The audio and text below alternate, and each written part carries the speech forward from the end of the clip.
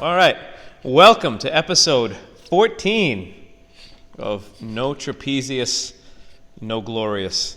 What was the one I said that time where I messed up? No traps, no gory, or no traps, no gloria. That's what I said. Anyway, Montreal with the venerable Roberta Mulder at Masters World Championships. Masters Worlds. That's big time right there. It was great. It was a lot of fun. A really cool venue. It was the Olympic Stadium. The Olympic Stadium was cool. I didn't realize. I just didn't put much thought to it. I forgot about at the Olympics there in '76. A lot of the buildings looked historic to '76, if you will, to be polite. But it was really cool. I didn't really get to check out too much more of the park. There was a delicious cafe. The bathroom was a bathroom. Outside of that, though, where the weightlifting hall was, that was really cool. Got to train in the training facility. The equipment in the training hall wasn't that good. I mean, it was, I think, older, not too old, but some York equipment. I've never used York equipment, but actually, I'm sorry, that's a lie. I have a York bar. It's probably from like the late '60s, early '70s. That's actually a really good bar, but some of their more contemporary bars, I didn't like it all. Didn't spin well, uncomfortable. But it was cool. It was cool to get to train there. It was actually really hot. Saw a bunch of people. And Miss Mulder took second place, second in the world within her age and weight category. And I mean, that's a great feat. However, she's capable of way more, and she knows it, and I'm not using this to harp on her or anything like that, but we at least use this as an example to go into a few points. She has great strength.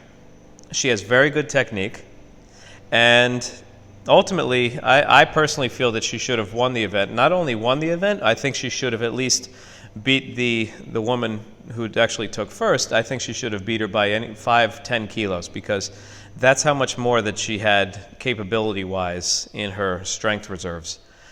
Where she managed to not get it was, I think, in the overall mental preparation that the other woman had.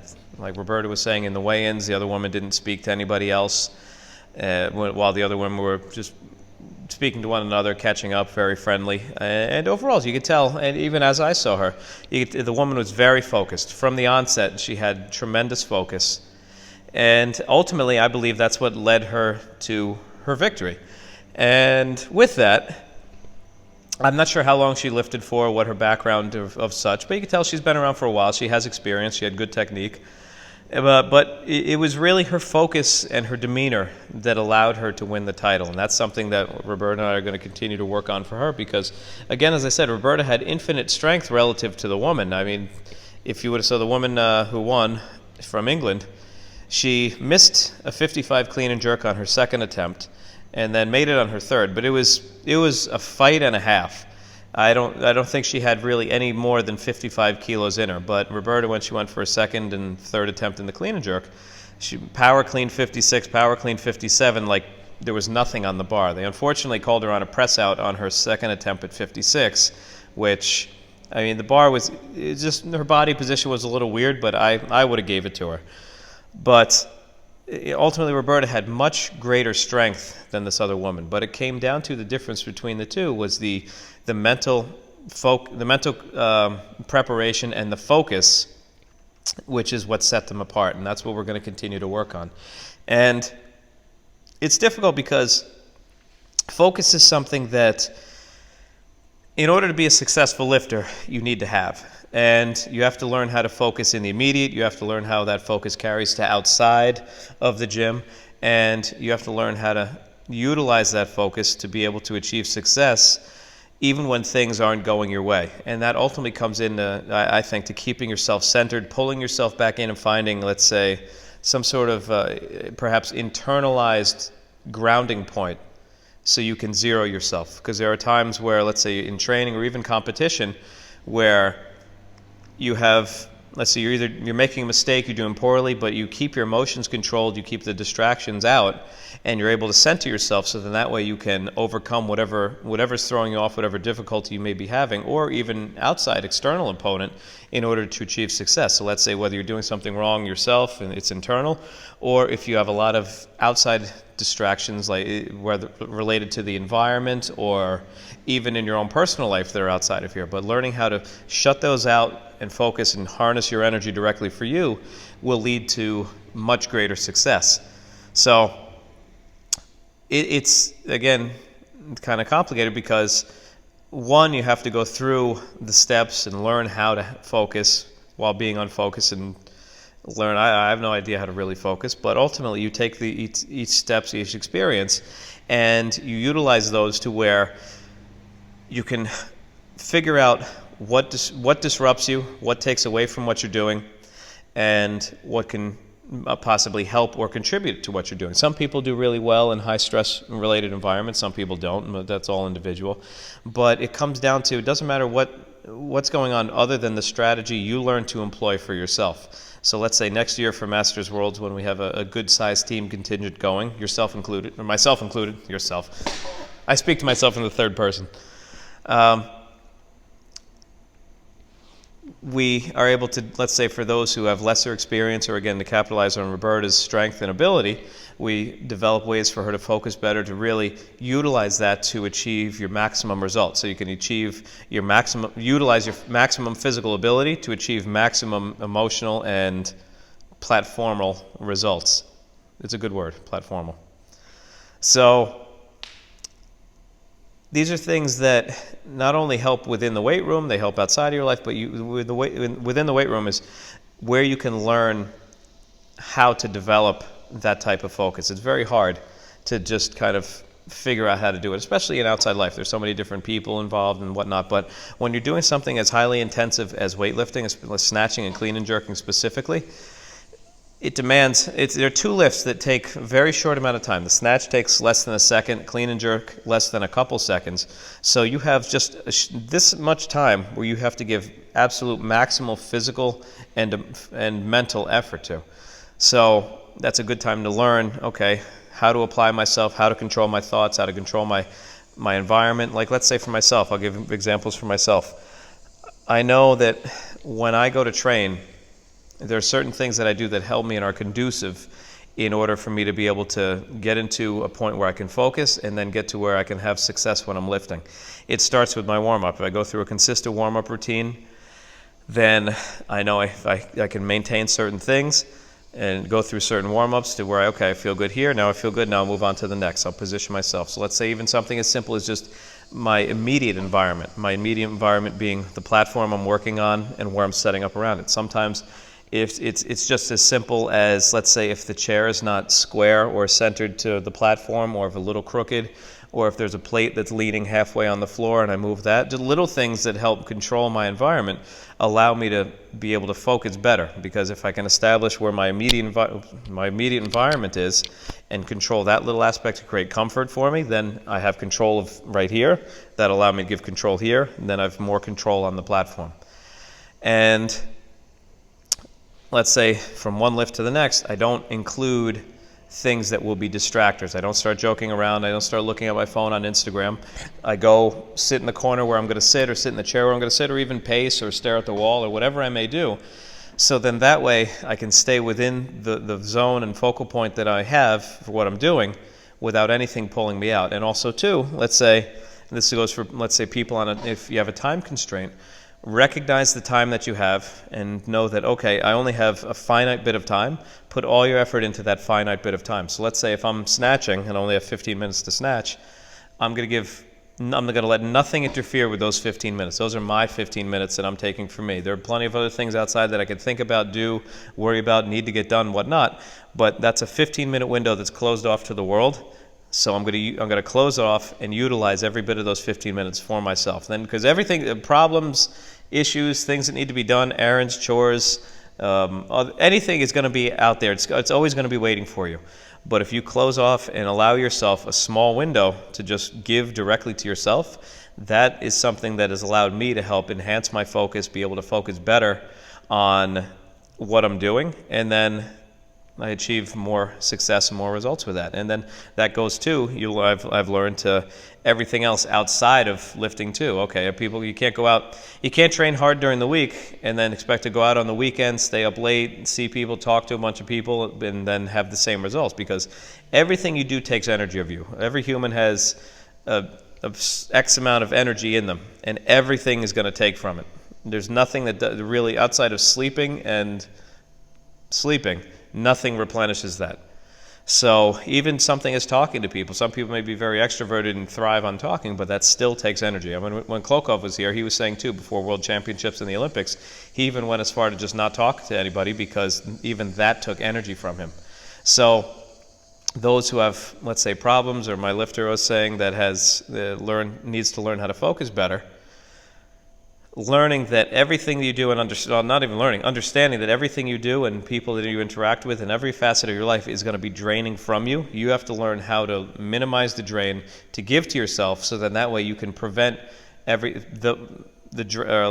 prevent your energy store from getting taken from you arbitrarily without your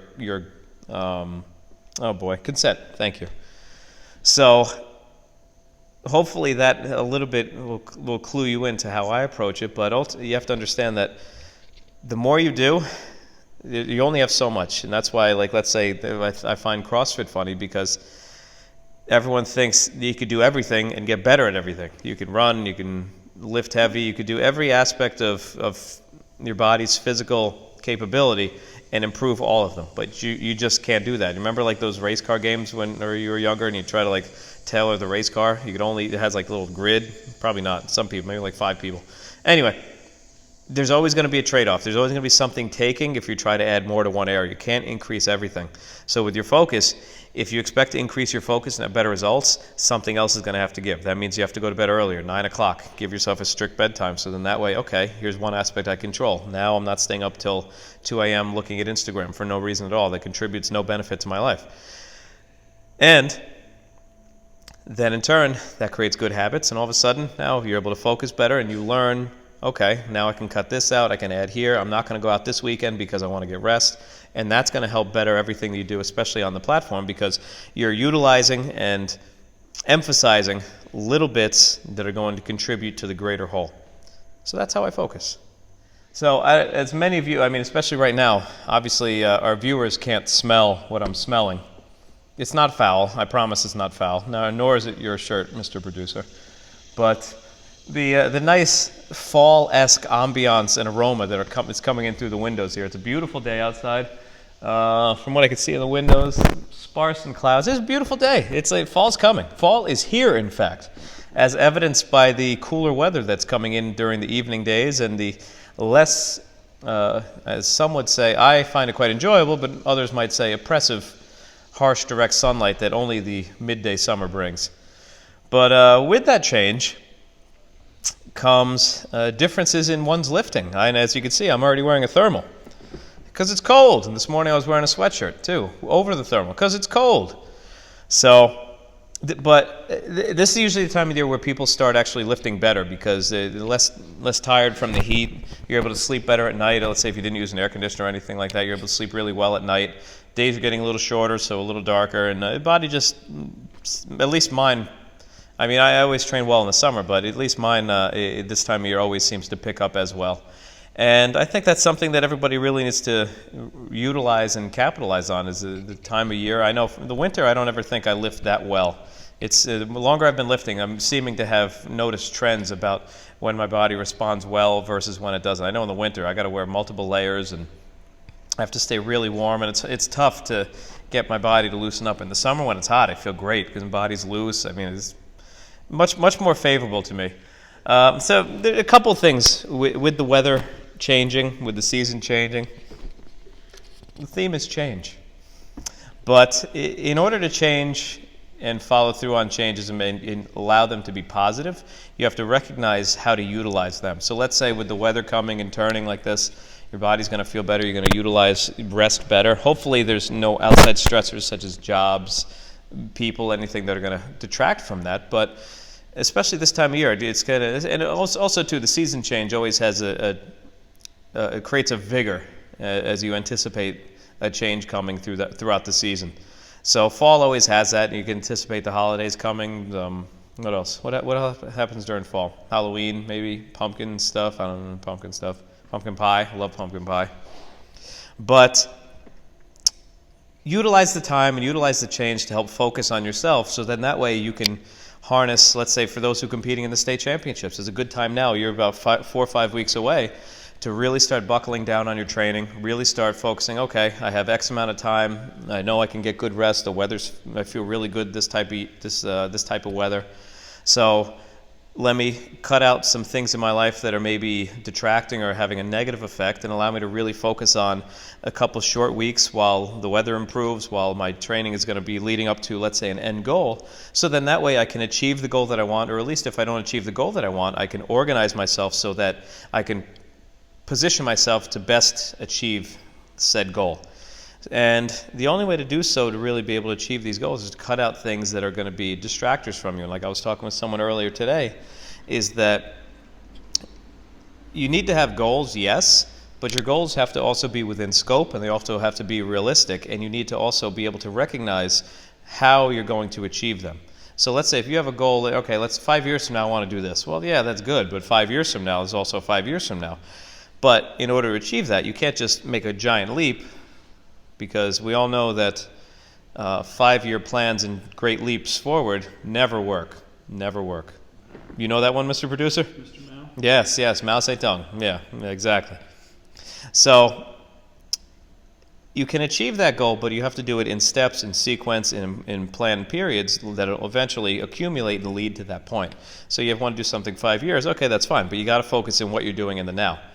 And that's the same thing as, let's say, like a beginner trying to train as an advanced expert or such. There's differences, and you have to progress and move yourself to level up to different points where you can able to achieve that. So again, scaling back now, a short-term goal, let's say the time of year is nice, you have a competition coming up. How do you focus in on what you need to do in order to achieve that? So you take the big steps that you need to get to the large goal in the end, and then you break them down to smaller, little attainable things that you can achieve throughout. I mean, everyone's heard this before, I would at least assume.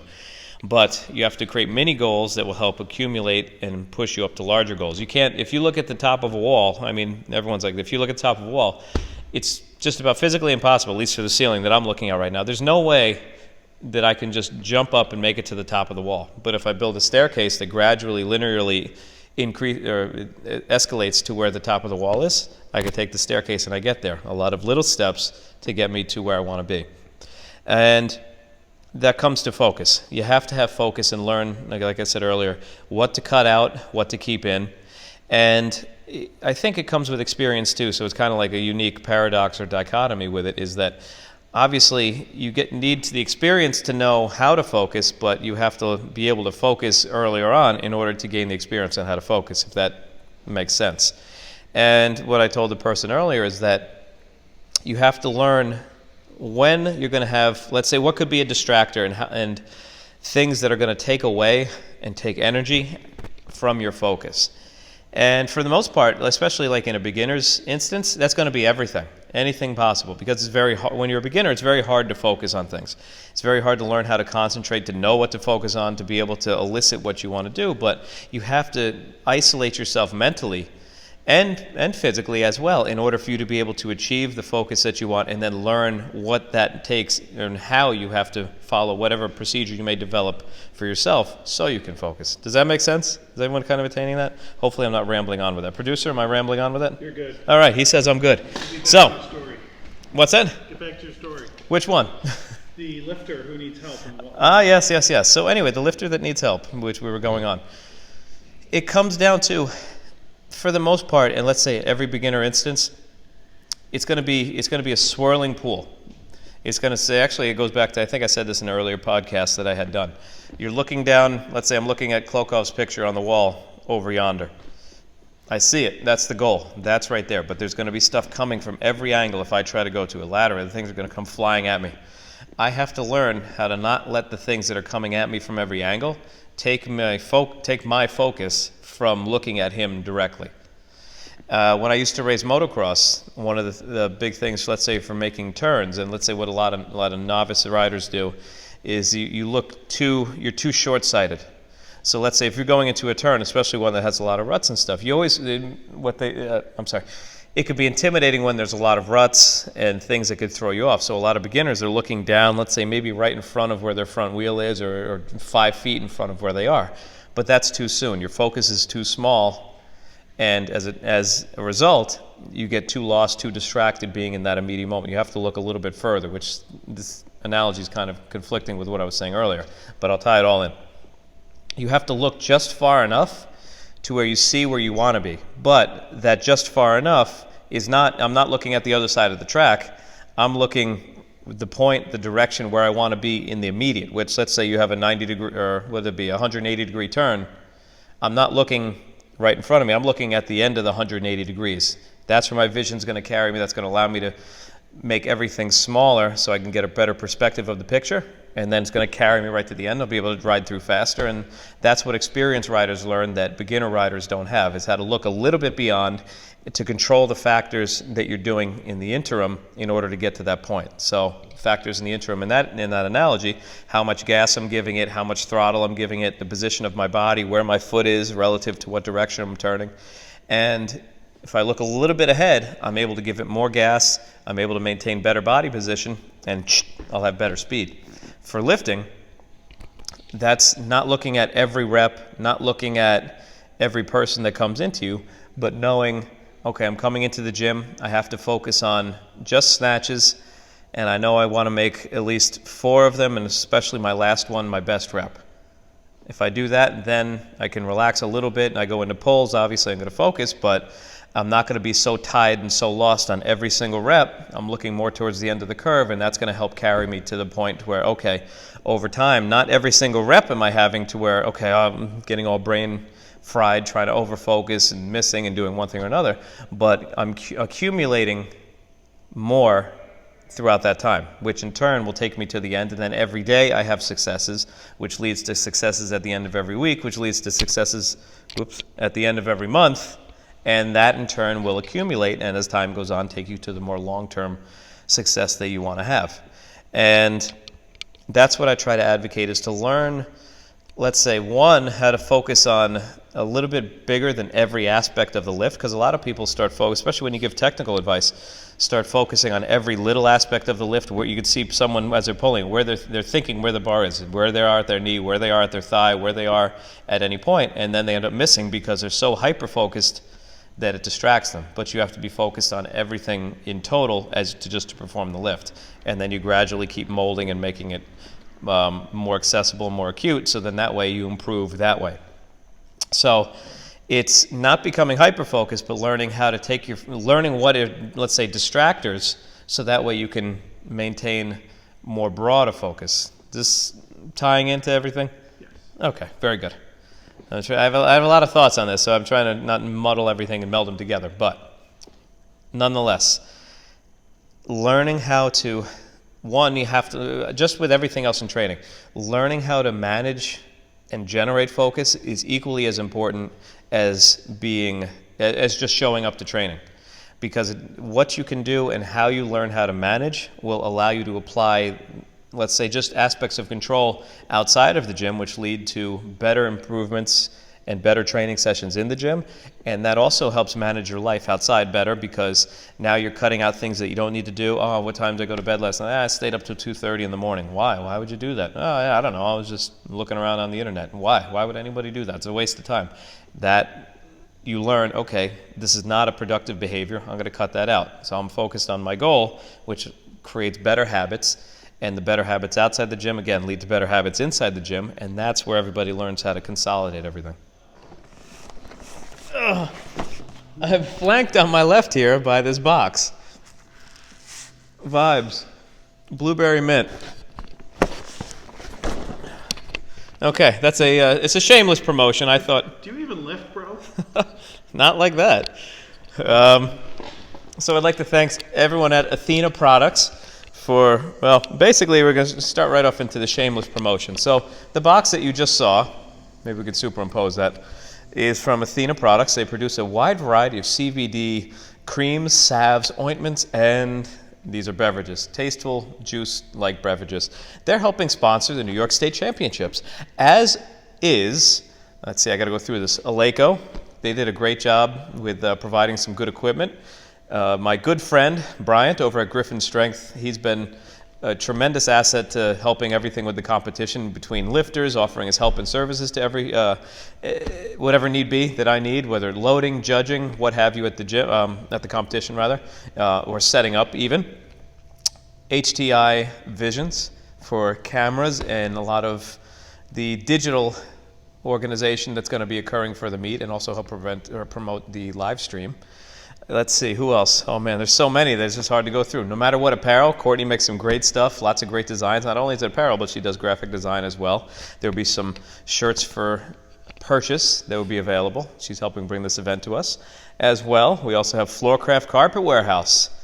For those who don't know, the Floorcraft vans, they are what help us get things from point A to point B, because I don't have a van, and there's only so much a Volvo can take. Where are they located?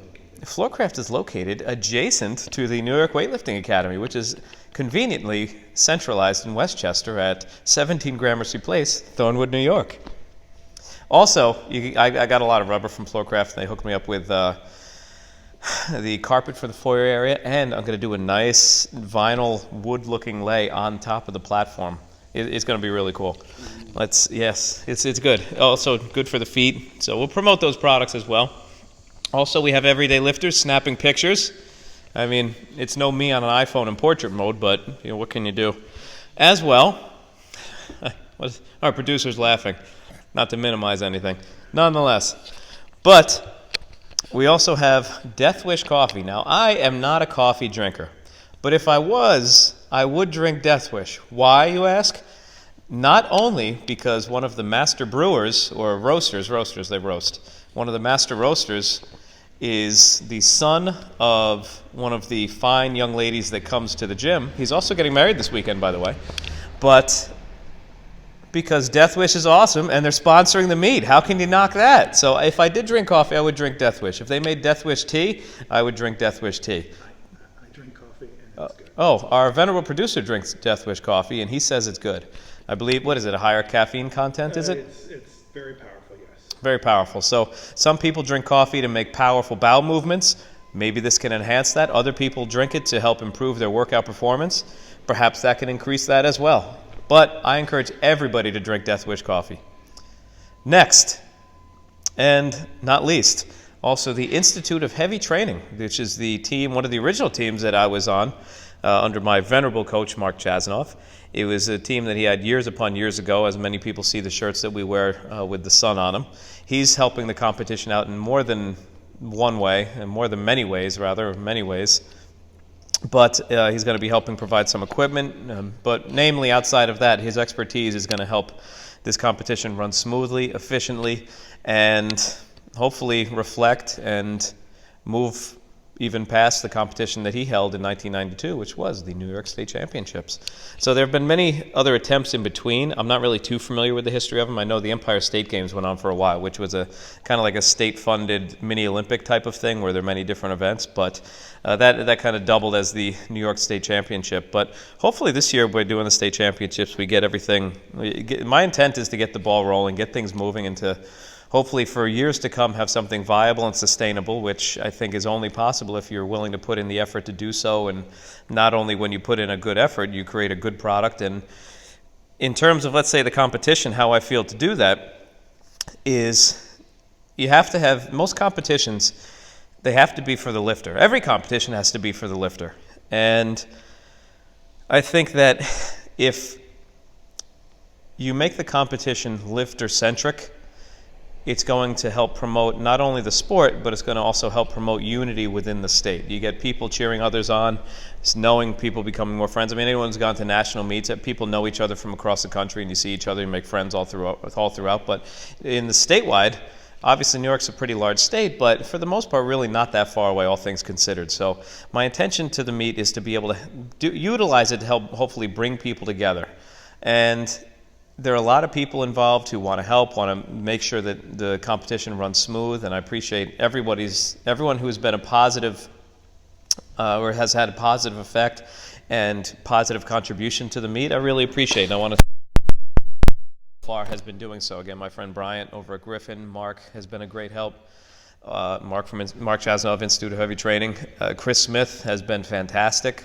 He's the president of our LWC, as well as just other people that have reached out along the way. I know I spoke with Mark Solomon. He was a big supporter, and he had a lot of good input to provide me and listen with. He's someone who's been around forever. He's up in Buffalo. Hopefully I didn't disrupt the mic by doing this. Let's see, who else we got? We got some people down in Brooklyn who are going to be coming up, people from all over. But I want to give the main people, Bryant, Chris, Mark, you guys have been a great help so far to help promote and make sure that the competition happens. So far we are approximately 5 weeks out. And When and where is the meet? thank you, venerable producer. My thoughts layer themselves, and it's a good thing that yours overlap them.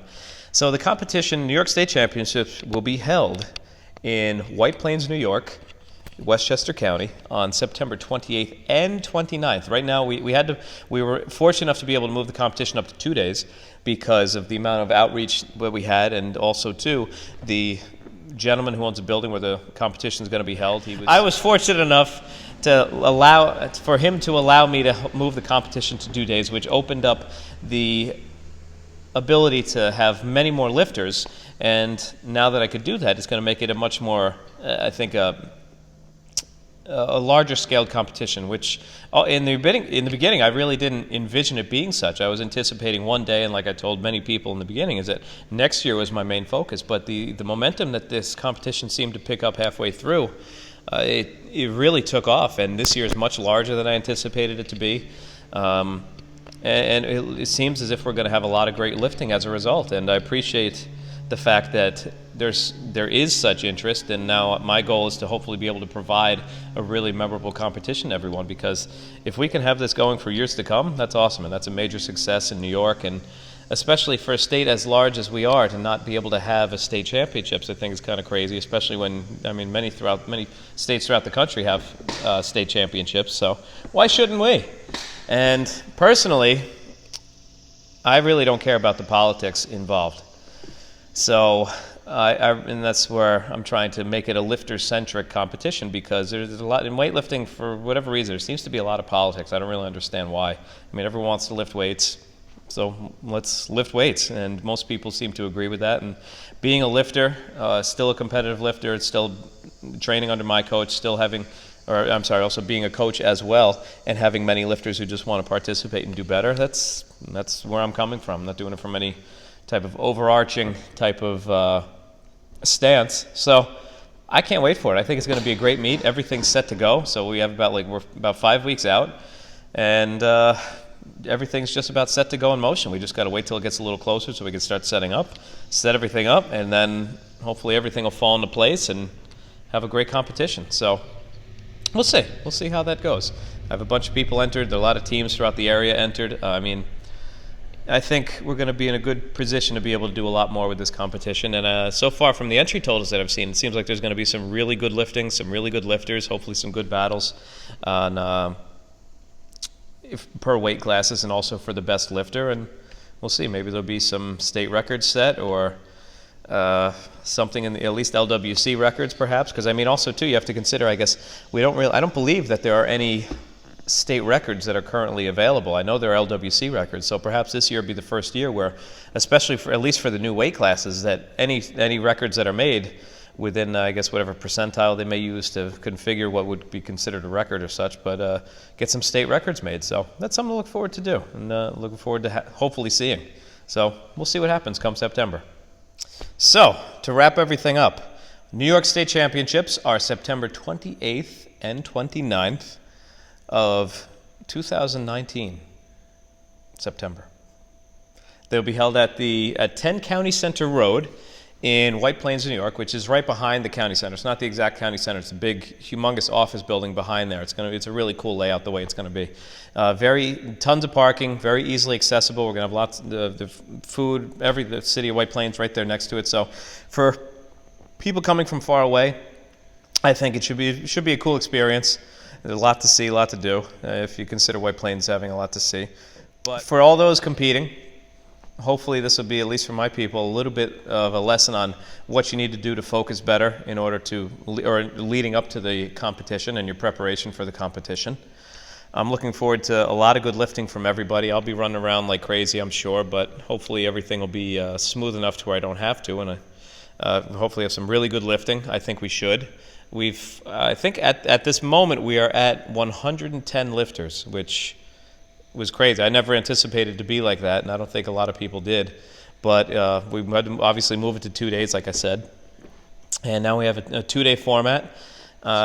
We do have spots still available. Our deadline is going to be September 14th. September 14th is obviously 14 days out of the event.